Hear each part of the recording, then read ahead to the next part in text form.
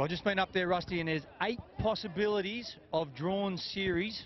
But, as you say, tomorrow, when they play that 5th and deciding test in some of them, we'll know then. So we might only, 1 or 2 might end up doing that. Yep. And there's some rules that will explain if we get into that situation tomorrow. But let's get back to our cup of coffee and the second half here of the men's 30s, New Zealand, Australia in this Trans-Tasman. And New Zealand there with a bad kickoff, kicking it dead. In Australia, they're getting the advantage of a tap on halfway to restart the second half.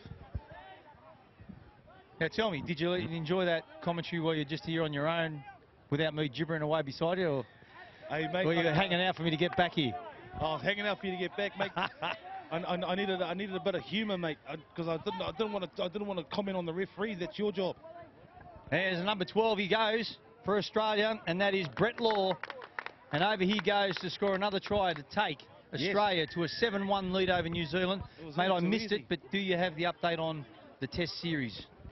In this particular match? In the men's 30s, yeah. Yeah, in the men's 30s, it was 2-1 to Australia coming into this match. Okay, so they've just about wrapped this up, unless New Zealand can come up with a miracle here in the last 15 minutes of this game.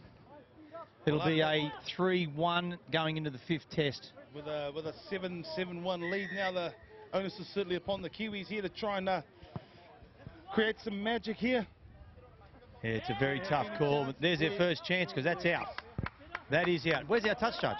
Okay, New Zealand. Oh, we haven't got one. They'll need a couple of 2-pointers here if they have any chance of coming back into this match, but there's plenty of time left here, 18 minutes. So the touch judges have all clocked off, Rusty. No touch judges on this men's 30s. It's a bit hard for the man in the middle there, no support. Yeah. Well, mate, he's got no friends. That's why they've all ditched him. Eh? Oh, Scott. They're Scott, probably, no, mate, see? they're probably up there having a cup of coffee. Yeah. There's a little bit of a tussle with the hats. Here we go. So he's called them offside, the referee, Rob Fensbo. Now New Zealand 10 metres out on the attack. What can they do here? They do need to score, and they do need to score in the bonus box. Hat gives it across to 22. Oh, Andrew Waipoti there looking for that inside ball. Andrew Waipoti's been a standout for New Zealand so far in the match there, but his runners just haven't pushed up with him and given him those options that he's needed to create more havoc for the attacking side, for the New Zealand side. But full credit to the Australian defence. They've really put the New Zealanders under pressure and shut down their plays. Yeah, and a mistake then by the Kiwis with the knock-on, giving Australia possession. So they're about 12 metres out from their own line, and now they'll bring it out through Jason Spron. He's the last try scorer there. I didn't have my Australian expert on board with me, but his surname's spelled good enough. Or is it pronounced good enough? Good enough. Number 16. Yeah, number 16, Ben Goodenough. Yeah, it's spelled like good enough. I just said his try was good enough, so that's good enough for me. Well, let's do a little bit of alternative stuff here. Let's have a bit of fun. Good you enough, know, I might put the Pommy accent on. You can talk Kiwi. Kiwi. Because you do that good. Because we're going to have fish and chops. That's it. And we've got the your referee is just blowing the pee out of the whistle. That's a bit of Richie, isn't it? Oh, really? Bit of Richie Benno. So, the Kiwis with it all to do. That's touch there, was it? 6 again. No, referee says no.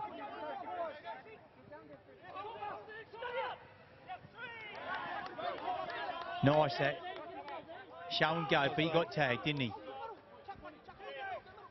Also, their New Zealand player there just individually they seem like they're quite good players, but they just don't seem to be linking up, Billy. And so, you know, the reality is you can't win a team sport if you're playing as individuals, you know. And this is where Aussie's been good.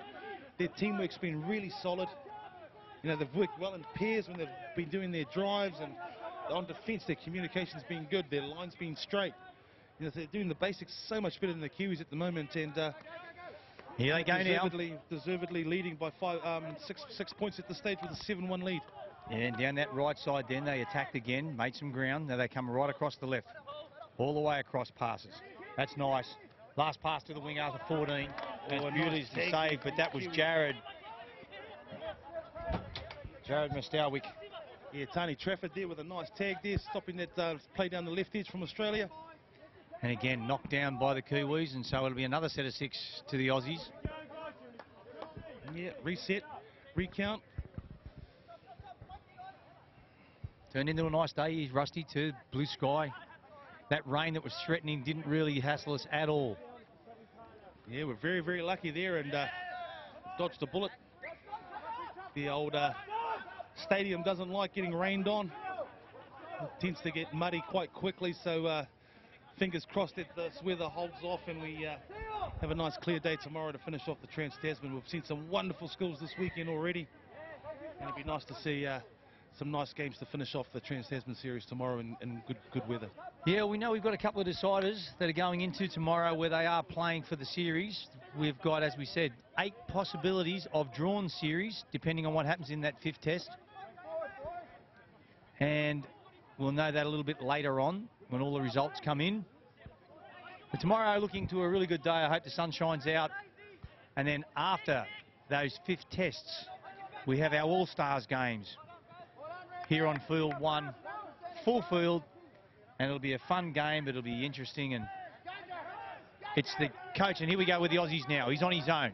He hasn't got the speed to make it. They're coming across and take him. Looking for support, and he does. He has support there by Sean Eriksson, backed up nicely. Now, Australia, they've got the numbers. Here they go, out wide right. And that's the number 6. They deserve a try there. Michael Crocker. Good work. You're pushing up there and supporting that last break there made by Jared Mastowitz there. And then finished off there in a lovely play there by Michael Croker. Michael Croker's been really good throughout the match as well. He's been very threatening. His decision making and passing has been really, really top notch for Australia. He was good when he played with the Roosters, South and the Melbourne Storm too, wasn't he, Michael Croker? Now here he is playing tag for Australia in the men's 30s. Outstanding stuff. Okay, just kidding. Namesake. But we can play along with it. Oh, he's kick out on the full, and they're the sort of mistakes that they just compound the result that they're getting a little bit towed up now. It's, what, 7-8-1. So the heads have dropped. Yeah, the Kiwi boys been certainly outplayed in this match here. Aussie just come out with a much better team game and just stuck to their guns. They consistently got good yardage. They use their kick in smart places. Got good field position at the end of their sets and just did up really well. So they've just done the basics so much better than the New Zealand side, and as evident in the 8-1 scoreline, they've just been completely outplayed today, have the New Zealand team. And here they go again. Now let's just have a little bit of a shot here at the ref, Roddy Fensbo, because he's just walked over there and given a penalty, but actually the Kiwis touched the ball and the Aussies got it back, so it would have been 6 again in the middle of the field, probably about 3 metres back from where he gave the penalty. So in that sort of situation with this sort of scoreline, you just go 6 again, play it there, and there we see the Australians going straight through in the middle into the box for another 2-pointer to take the score to 10-1 here late or midway through the second half. Yeah, it's a comprehensive display from the Australian men's over 30 side here, and that will most certainly wrap up the series for them at 3-1 going into game 5.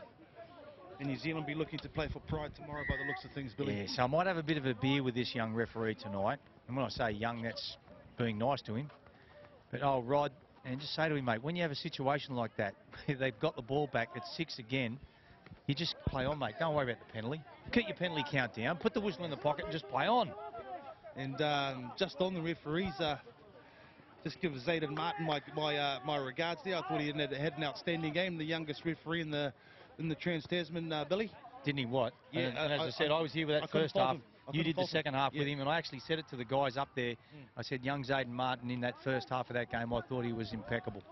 Yeah, I couldn't fault him. He was good on the kid. He's my pick of the referees through my commentary today. He was easily the best. So yeah, please pass on my I'll go with that. I will pass that on, Rusty, and I'll go with that. On all the referees that we've seen out here on Field 1 today, he's the pick. He was my pick, and you know, I don't know him from a bar of soap, mate, but I'm just commenting on what I see as a commentator watching the game, and I just thought that he never put a foot wrong, and not once. Here's a kick.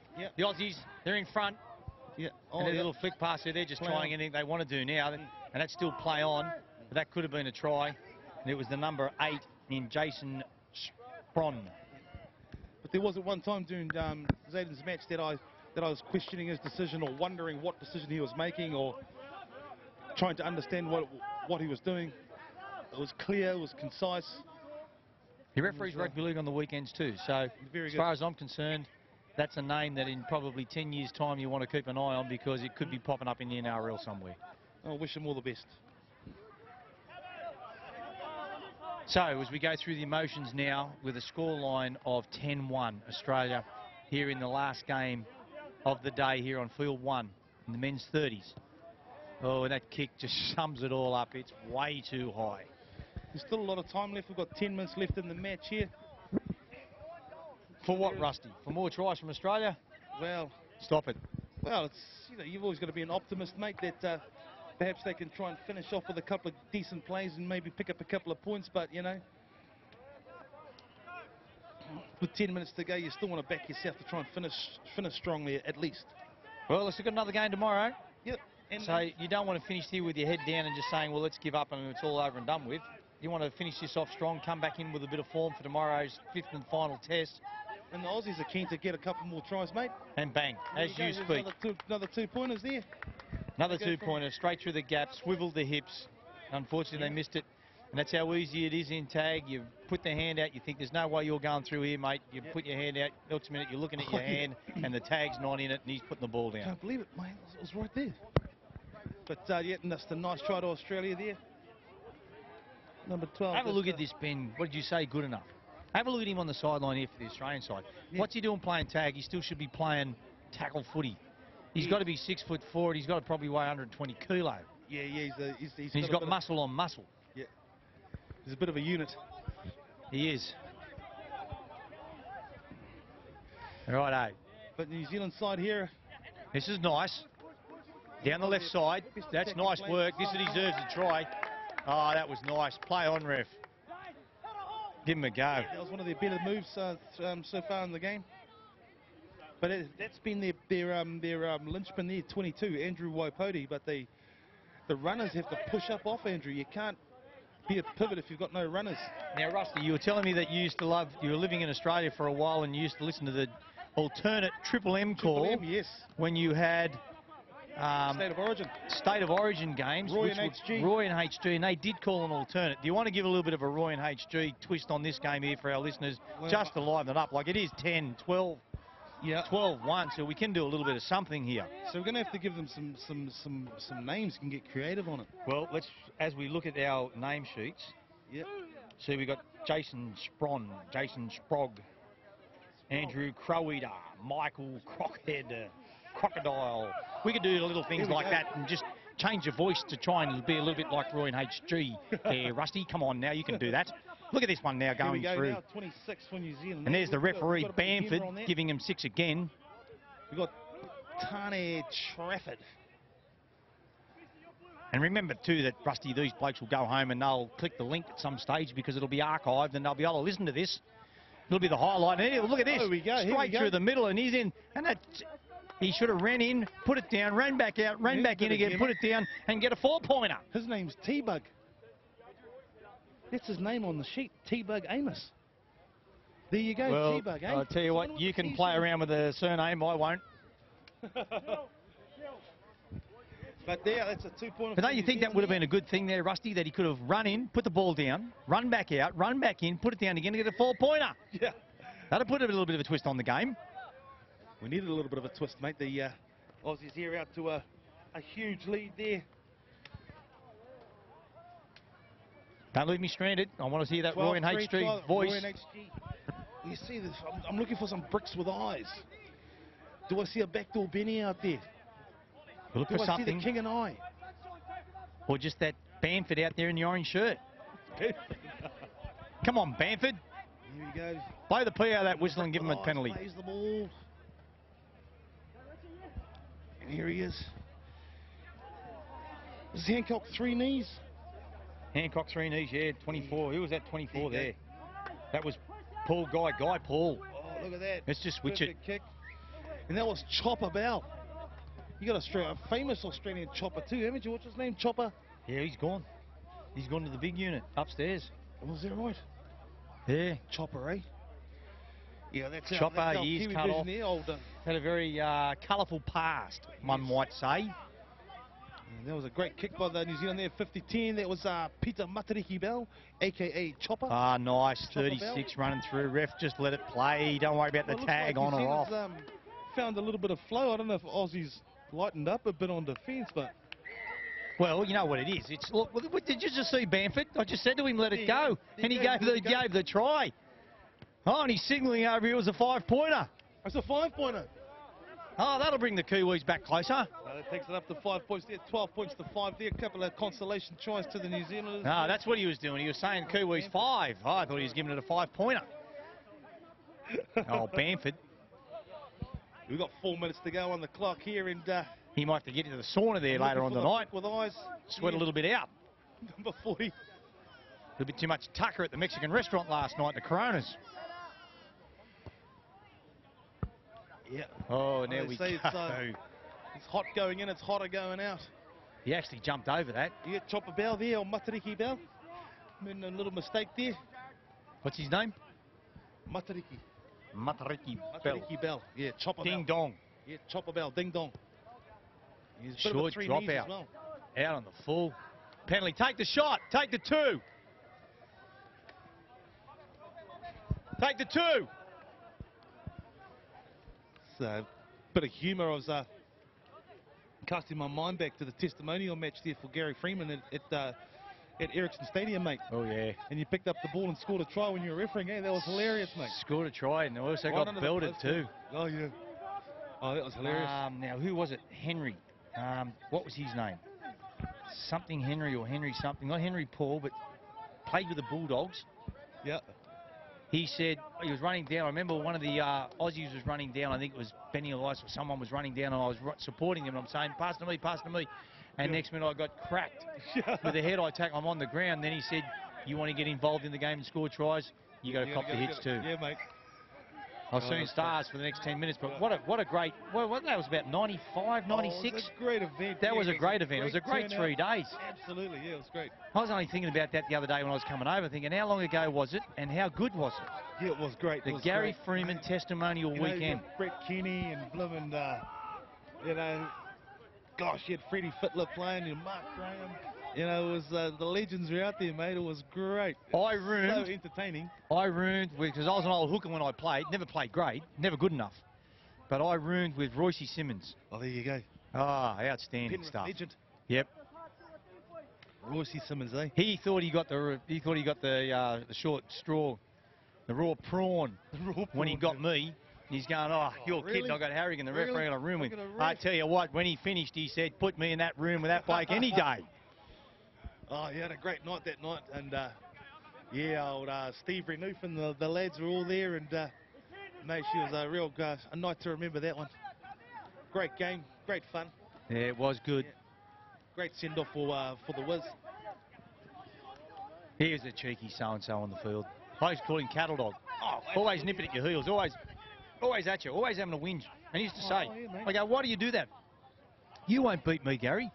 Why do you keep testing me? He goes, I don't know if you had a bad night. I don't know if the baby kept you up. If you had an argument with your wife. You didn't get a good sleep. He said, so I don't know any of that, so I'm going to test you every time I get your bill. Another nice try to Australia there, taking it out to 13-5. It's a nice finish there, and some real tenacious stuff there too. I think that's Redmayne. I think that scored that, was it? Just got to check his number there. It's number 1 there. Yeah, well, they're still finishing strong, the Aussies. They're not going to let up. Oh, mate, they're still scoring. Mate, Aussie battlers. That was a nice try there from Sean Eriksson there. Bit of humour. Yeah, the only thing is that they've locked up the series, so they might just let their hair down a little bit tonight. Yeah. Where would they go? Where would they go in Auckland? Down Queen Street somewhere. Or up there at the K Road. Yeah, 4th Street, mate. Yeah, I heard an Aussie saying Karanga Happy Road on TV yesterday, called a Kangaroo Happy Road, eh? Yeah. Well, that wraps it up, and what a fitting finish where Ben, good enough, finishes it up with a ball. Should be playing tackle rugby league, not tag. He's big enough. But that finishes up, and the score, Rusty, was final 13-5. score 13-5 to the Aussies. They wrap up the series 3-1. We'll be back tomorrow to play the 5th. The Kiwis, they won't want to go down 4-1. They'll still fight to go 3-2